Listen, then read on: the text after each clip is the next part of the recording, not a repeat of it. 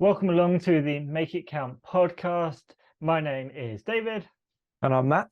and we are here talking about making it count. And specifically today, we're talking about labor-saving devices. Matt, what do labor-saving devices mean? Well, I mean, I think it's a fairly self-explanatory name. It just is any device that would save a person some time in labor and effort. And so that we would immediately think of household things, household examples, like a washing machine or a dishwasher, something like Or that. even a vacuum cleaner, right? You know, if you used to have a rug, you'd have to take it outside, you'd have to beat the dust out of it, Yeah. and then you bring it in. Well, now we have these hoovers or vacuum cleaners that can take up all that dust. And now even we have what? These robot vacuum cleaners that you just press the button, it goes around and does it itself. Yeah. Yeah, absolutely. So those are sort of some of the examples we might typically understand and have come across before. So, but there, in some of the reading I was doing, it was very interesting that I found some stuff from like 1905, the Quarterly Journal of Economics, and it was talking about kind of all these labor saving in, in industry and in steel industry and everything, and what the effects of that were. And it didn't come up with loads of examples, but if you think about just how technology has developed over the years and through different revolutions, industrial revolution and everything, we've now got the was it technological or the IT revolution, and now we're in maybe the AI revolution. There's always these dreams. There's these kind of two sides to the discussion. You're like, oh wow, like this could save so much, toil and labor. This could do so much, to reduce what we have to do, the drudgery. But then you have the other side, people going, well, hang on, what won't it replace us? Won't it replace humans and displace us from what we're good at and the things that we do? So those are some of the maybe part of what we're going to discuss today a little bit. Yeah, maybe it's talking a little bit about a truer cost. As you said, there's this idea that in having these machines, we save time, we save effort, it frees us up to do so much more, but maybe there's an unrecognized cost. And I suppose part of the reason we were talking about this was something that happened maybe a few weeks ago, where I was in a church service actually, and they invited people to come up and tell a story of praise or thanksgiving for something that had happened. And this guy, he was a bit older, probably retired or even older potentially. He goes up and he's telling of like this challenge he's had, and then he talks about how he was doing the washing up, and then he sort of goes, "Oh, it's always when you're doing the washing up where you have these like amazing thoughts." And nobody in the room made a noise. Nobody laughed or chuckled or resonated with that in any way. And I thought that's really interesting that he's had this moment where he's just doing a bit of manual labor, a bit of washing up, just reflecting and thinking about it, and had this really good insight that helped launch him into the future. And actually, probably 80-90% of that room are busy using a dishwasher. And so they don't have that moment. And so in their life, they've never realized that actually just washing up can give you that moment. So we were in this room, there's maybe 100, 150 people listening to this guy talk, and they missed the key point of it, or they couldn't relate to a key point. And I thought that's exactly what we're talking about here. Like the dishwasher is like this key labor-saving device. You don't have to wash up anymore, but there's a cost to that. Yeah. And we've, our mum, she's done that. We would try and wash up as a service to her sometimes, not regularly, but sometimes. But actually, she would fight for that. She's like, no, I want to wash up. I want to look out the window and just, think. No music going on, no podcast listening in the background. It's just, I spent my day probably, and she's never really articulated this, but this is what I perceived, is that she spent her day working, with her mind, mentally, stimulated. And this was just a moment to breathe, do something that she doesn't have to think about too hard, and just process things. Absolutely. I've experienced that as well. I think growing up, whenever it was tasked, I'll do the washing up. Like, I hate the washing up, especially when it's like, a lot of oil and grease and everything. But actually, I did learn, that there is almost a peacefulness to doing it.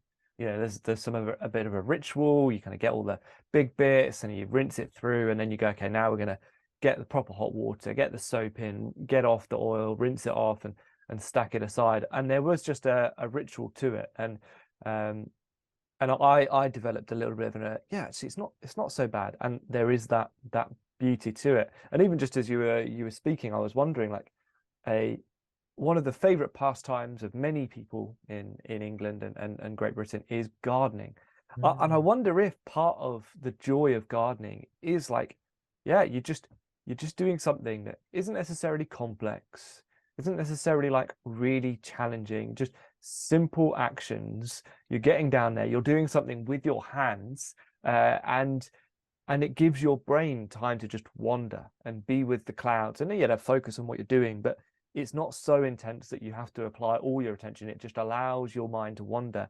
And yes, you could hire someone to do that, and plenty of people do, but plenty of people actually do it themselves and enjoy that. And there must be something, and I wonder if part of that is, I don't want to save this labor. I enjoy that, because there is an element of, as humans, we are made to do work, to do good work, and of course there's toil, and I think that's a large part of what labor-saving devices attempt to do, and that's something that Andy Crouch talks about in his book. The life we're looking for, and some of the interviews he's done. And he goes, what we've been really good at doing since the Industrial Revolution is effectively making toil easier.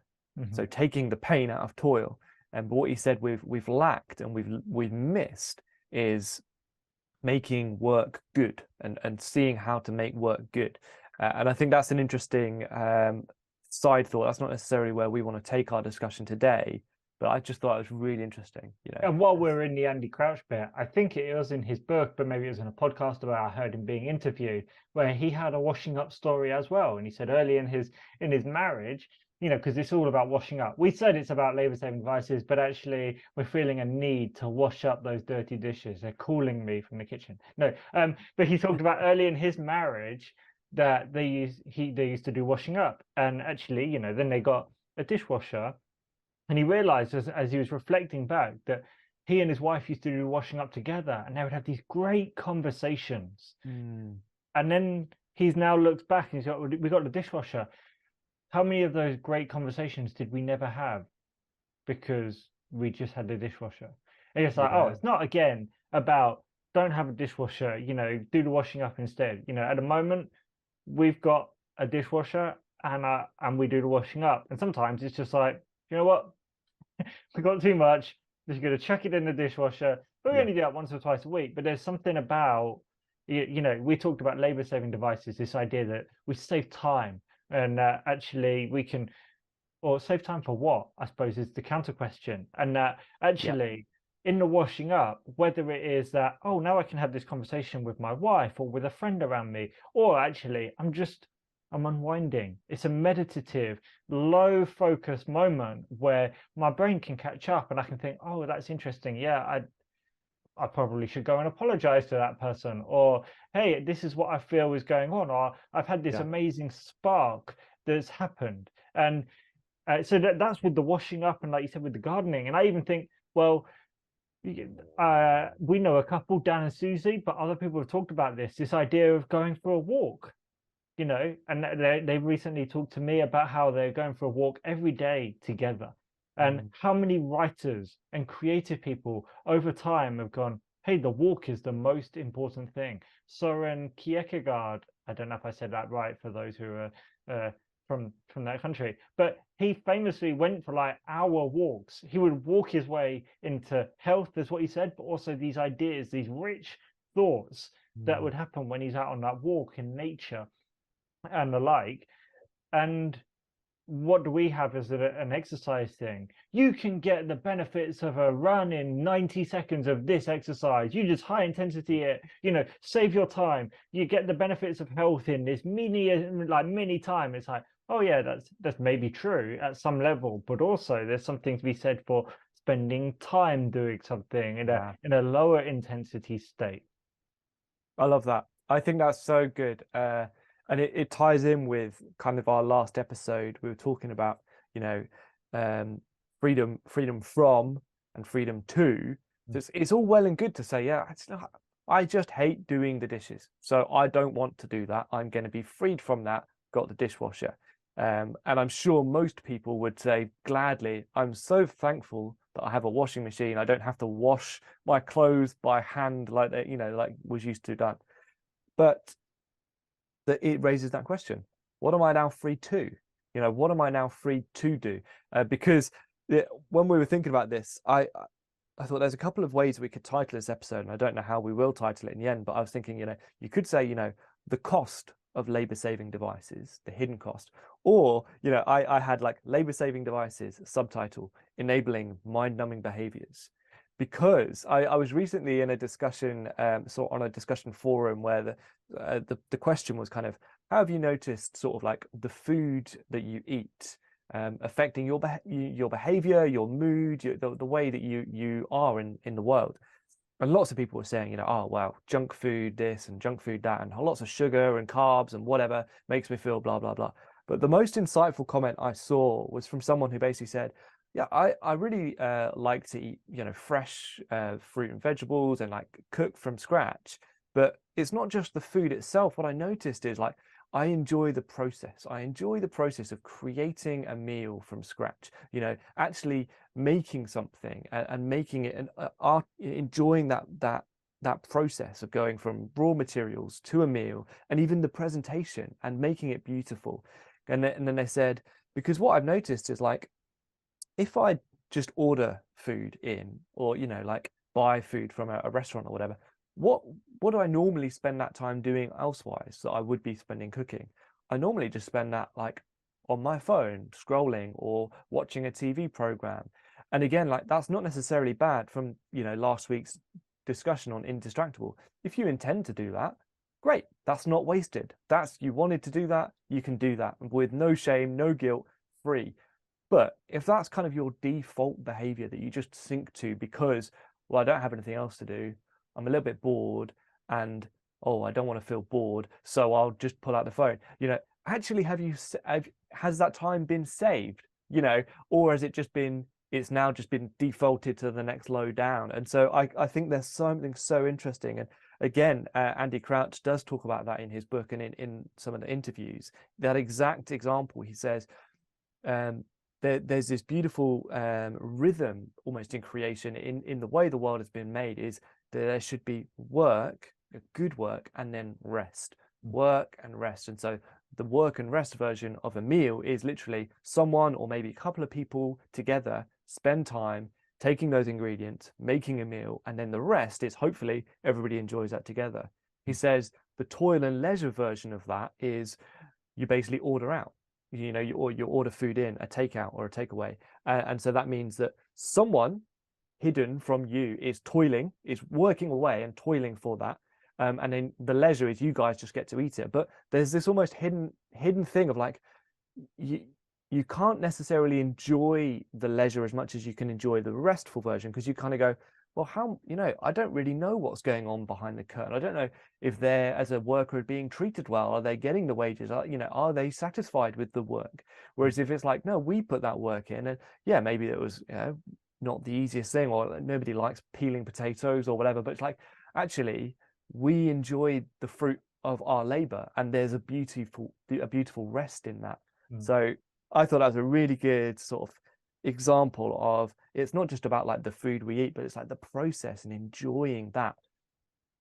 Yeah, and I suppose that's the thing. Labor-saving devices, whatever they are, whether they are maybe the more tangible ones we look at, or maybe the less tangible ones we see now in the IT and that sort of AI space, but they're sold on this saving time thing that we've referred to in a number of different ways. Oh, I can order a takeout, and that's going to save me so much time because I just have to go online, 2 minutes, put my order in, and it will arrive when it arrives.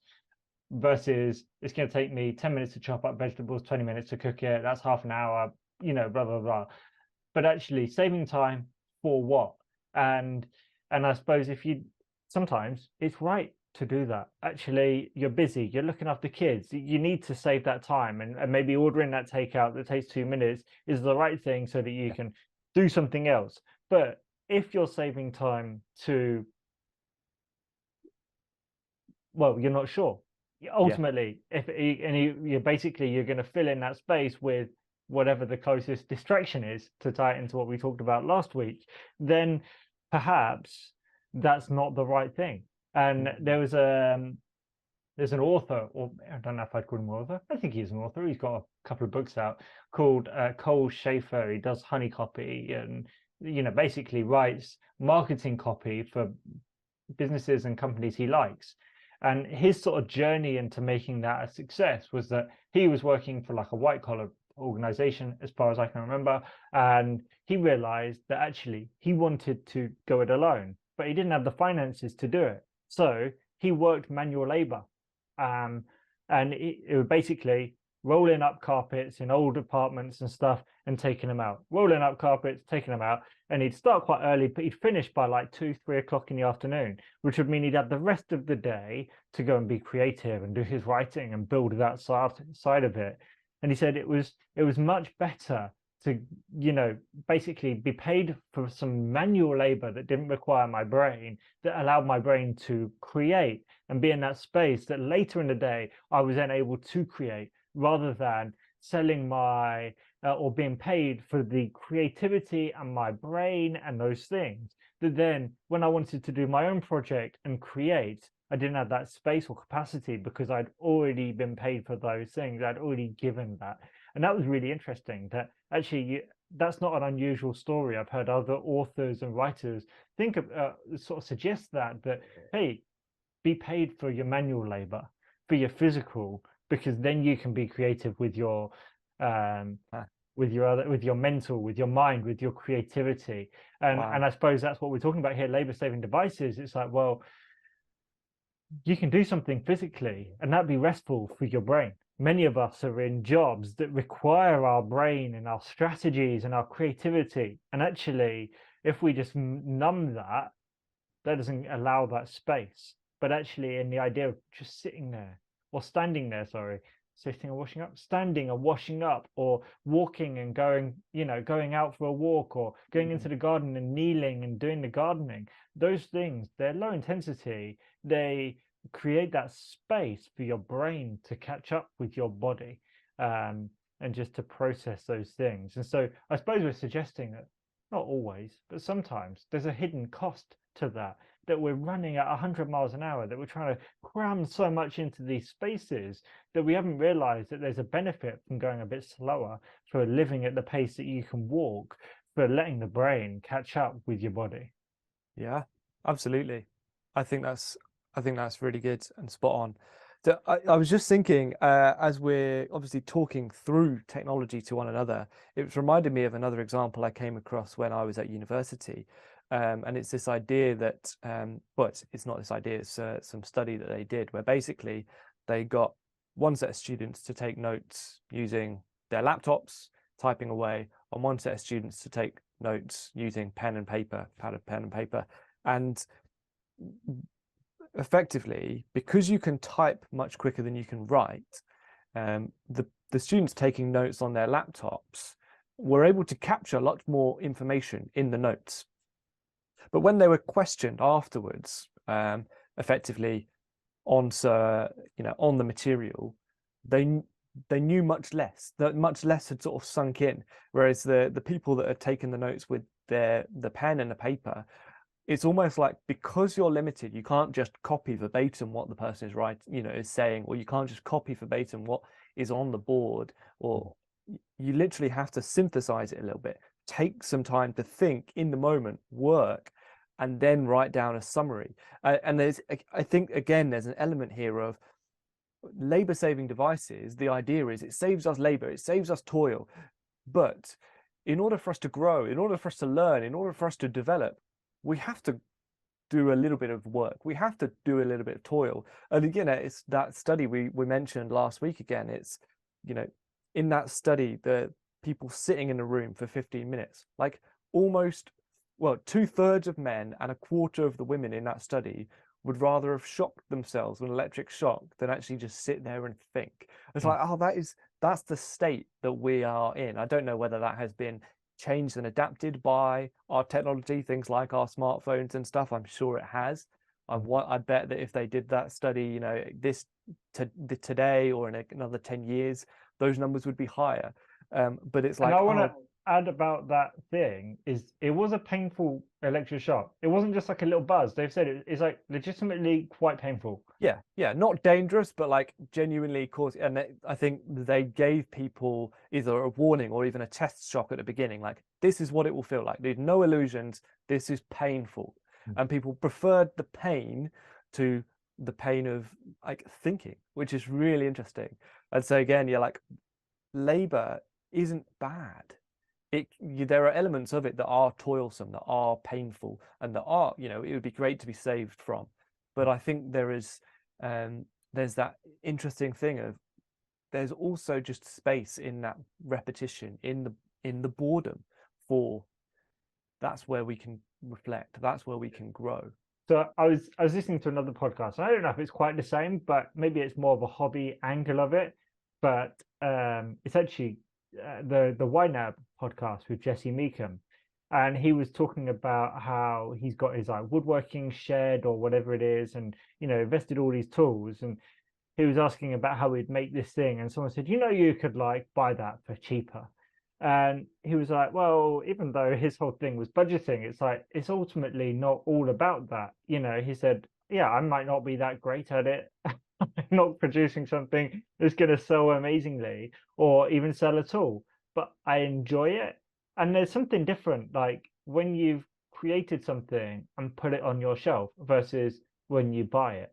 And 100%. Yeah. you're experiencing that probably a little bit at the moment with one of the hobbies you're doing. But Yeah. if you came into the house and there were some things around that weren't maybe perfect, but she's like, well, I made that. That's a bit of me in that. That's Yeah. like, and it took me hours to do that versus, yeah, it took me 10 minutes to order that off Amazon and I quite like it and it makes the decor. It's like, oh Yeah. no, there's something that happens when we put labor into something and we create it, and maybe you've got an insight on that. Yeah, absolutely. I think it's one of the reasons why you think you go to like an artisanal market or something, and you don't expect it to be priced at the same stuff as the mass-produced bits and bobs that you get in, a hardware store or, a major retailer, because ultimately there's something more in it. You kind of go, this was made by a person, with their hands, with tools, with intention, and there's beauty there because it is unique. Whereas you go, yeah, you pick up any mug from, I'm trying to think who sells mugs. Everyone sells mugs. A famous retailer. Yeah, from a big store, and you just kind of go, yeah, it's just like a plain white mug, or it might have a pattern or whatever, but it's practically indistinguishable from all of the rest of them in that box. And that's great if you want a set of perfectly, the straight, everything's beautiful, everything's straight, and everything is utilitarian, but it isn't necessarily unique and has that character. And so we expect to pay much more for something that you go, yeah, that was handmade by a person and it has character, than for something. Why is that? I think it's because we value the humanity in it, that, as you said, something of that creator is in that object. And so you mentioned it, since the beginning of this year in January 23, we took up something that I did at university. I've started doing some pottery again, some ceramics, and I really enjoy it. And yeah, for sure, like if I were to try and sell this stuff, that's not what I'm trying to do, but you would go, yeah, this is not going to be as cheap a mug as you would get from somewhere else, but hopefully you would go, oh yeah, but there's beauty in that, and there's personality in it. But even more than that, because for you, it's the most valuable because you spent several hours making that.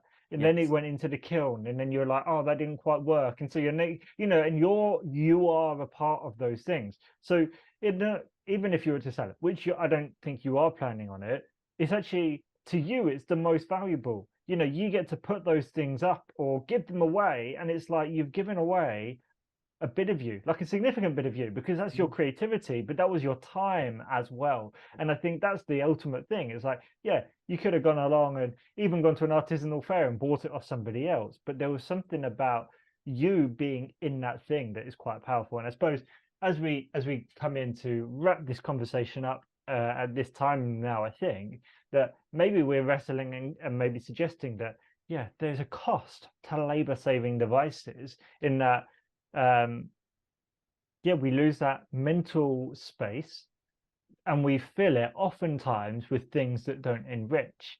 And that actually maybe sometimes, and I'm not saying we go outside and we get our rugs and we beat them again with things, like maybe that isn't the thing, but actually to sometimes slow down and just embrace the labor and let our mind wander.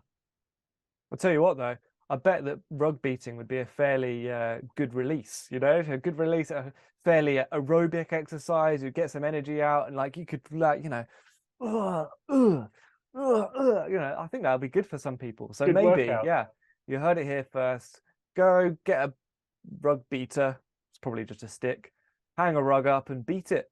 You'd Yeah. probably feel great afterwards, but maybe wear a dust mask. Yeah. And that's it for this week, guys, on the Make It Count podcast. Thank you for joining us. As always, we love hearing from you, and let us know how you're making it count. Absolutely. See you guys next week.